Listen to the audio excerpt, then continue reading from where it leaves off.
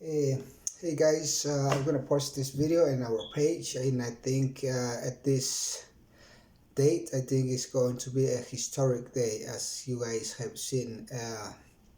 After the elections, Trump hasn't conceded, but this is the red line. Today, Electoral College they will be cast their vote legally. So tomorrow.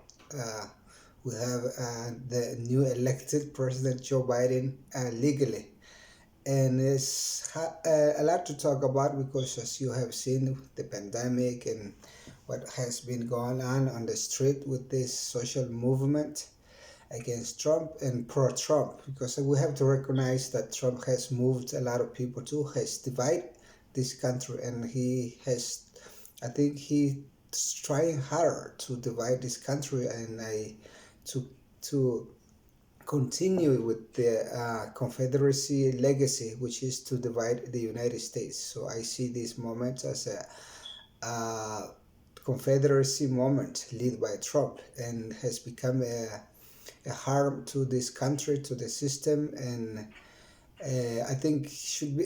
I did a video about it. Like he should be accused of sedition against this country and to overthrow elected president, which is Joe Biden, and the vaccine is out, guys, and I think all the scientists, Moderna, Pfizer, I think they trusted Biden. Or they trusted the new administration after the election. So I think it has to do a lot with Joe Biden and Kamala Harris. And I know I'm not Democrat.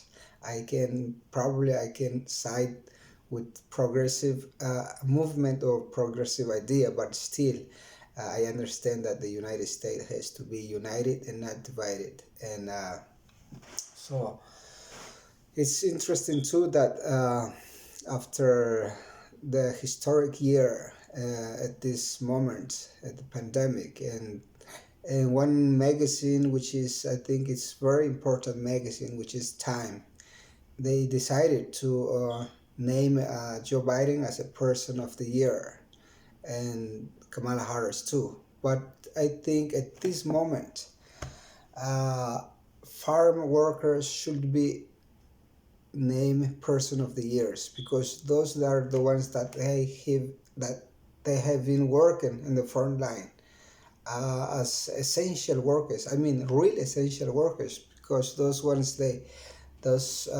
farm hard working people, they been out there every day without any help, without a stimulus check, without legal status, and they've been bringing our food and our groceries, and other people that they should be named persons of the year. I think truck drivers, because those are the ones that have been moving essential items during this pandemic. But I think nurses too and doctors, which is there are essential uh, workers too, because they have been in the front line, sacrificing themselves, leaving their family, and hard working, working hard in any hospitals, and seeing stuff that so many people we don't see, after this pandemic.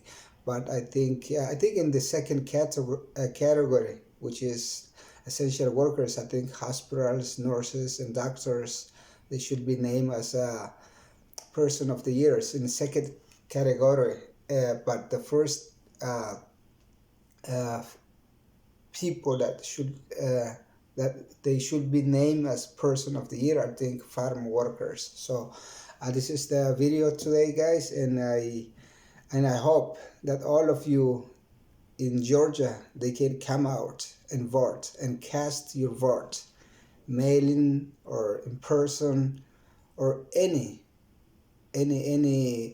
way you can get out and vote, because we need to elect the two senator in Congress, which is the runoff in January, and I hope Democrats takes those two seats. So that is going to make it easier to Joe Biden to make any change in our country, which is economically and socially Immigration reform, I think I'm still not.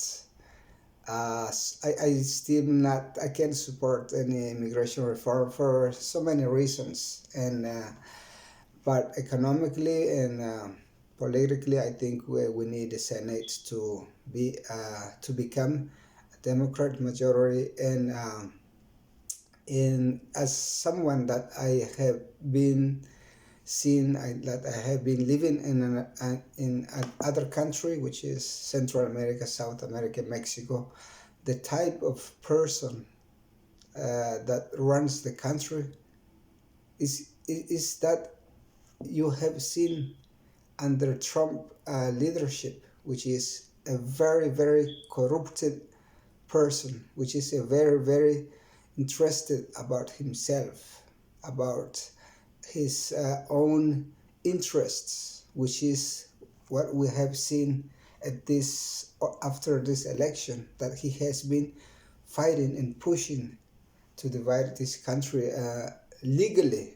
Morally, we can't talk about moral because he hasn't done anything good morally to this country, but legally he has been throwing out uh, demands against the election. But today the electoral college will cast their vote, so tomorrow we have the new elected president, which is Joe Biden, legally, and the next year is the time to come united strongly, and change will succeed over the divided idea of confederacy members, which is led by Trump today. Thank you guys, and share our video.